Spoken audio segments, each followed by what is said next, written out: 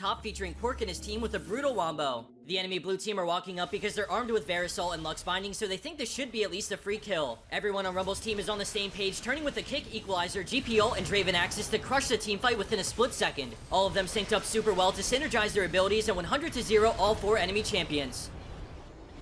Our next play comes from Uncle Donald on Azir with a beautiful game-winning shuffle in the late game. He approaches from the side but gets zoned by the Thresh hook, but once it's down, they rush in to try and get any kills they can. Bullet time comes out as Azir sprints ahead with a drift into a flash and ult to deny the enemy team their escape. They all get melted almost immediately from the MF ult, and off of that play, it's pretty much an instant GG as they push with the minions to end the game. Let's take another look at that decisive play to block the escape path while pushing them directly back into the bullet time.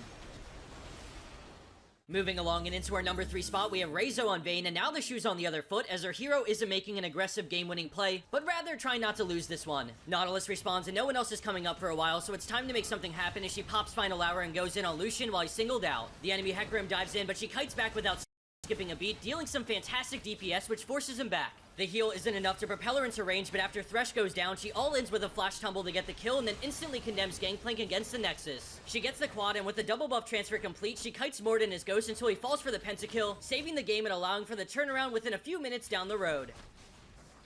Dashing his way into second place for this week is Duncan on Shen, and I'll be pretty open about this. In my opinion, this play and her next one both deserve to be number 1 plays. This one's all about the little things adding up, so keep a close eye at the min-maxing he does to stay alive. After killing Lee Sin, he takes the Lantern, but he's still really overextended, so he falls back, taunting Poppy on the way out, but he can't save his AD carry. He pulls in the Spirit Blade, slowing Corki, but he's unable to get in range, so he has to turn back, but his low HP baits Corki back in as the zone keeps him just barely alive. Another Lantern gets him out of there as he hangs back to let Thresh take the lead as they focus Nami, but the support tank synergy is too OP for both teams, so no one's dying anytime soon. Shen drops super low, but the time granted by the hook and the constant shields are keeping him alive as he slowly chips away at Poppy's health. Grasp of the Undying, more shields, and the dodges from his W keep him hovering low as he aligns the taunt and hits both into a hook to bring down the fish. Poppy tries to make the trade back happen, but ends up getting flayed away right when he gets another fat shield, and after a short chase, the taunt into auto attack gets the kill. I can't stress it enough, in these types of fights, Sunfire, Grasp, ability cooldowns, and just everything adds up, and it's pretty awesome to see them slug it out. A new challenger approaches from the grave and beelines it for Thresh, who walks out of Shen's protective zone and ends up getting picked off as Duncan gets kicked away. He wastes no time and starts boxing it out, crushing the 1v1, so Lee Ward hops the taunt and books it away.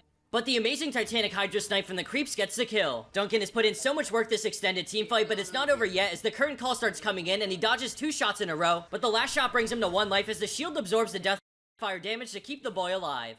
That was an insane Shen play, and I'm actually going to give Duncan the RP prize as well as this upcoming Rengar play by Ellie because I could honestly go either way. They're both fantastic and deserve to be a number 1. Diving right in, we see the enemy team approaching to contest the Elder Dragon, but Rengar's ult has them spooked. They're getting close, so he jumps in on Jhin, forcing them to peel, but his empowered W speeds him out until Leona catches up and forces him to flash. His team's about to pick up Elder, so he confidently leaps in, using his W to heal for nearly 900 damage, followed by a quick Q and empowered W for a massive 1700 health heal to spike him back up. He immediately enters the brush and leaps onto Jhin, Qing to barely get out of range of Morgana's shackle. The enemy team try to finish off the Rango, but he dukes it out and turnaround burst Hecarim, getting the kill with his W. Leona's on the run, but he has red buff and ghost blade, so he hunts her down and Ivern's got his back, gifting him the gap close to apply the slow. Shortly after, she goes down for the triple, and what an amazing display of Rengar mechanics and ability to run circles around the enemy team to stall for that Elder Dragon.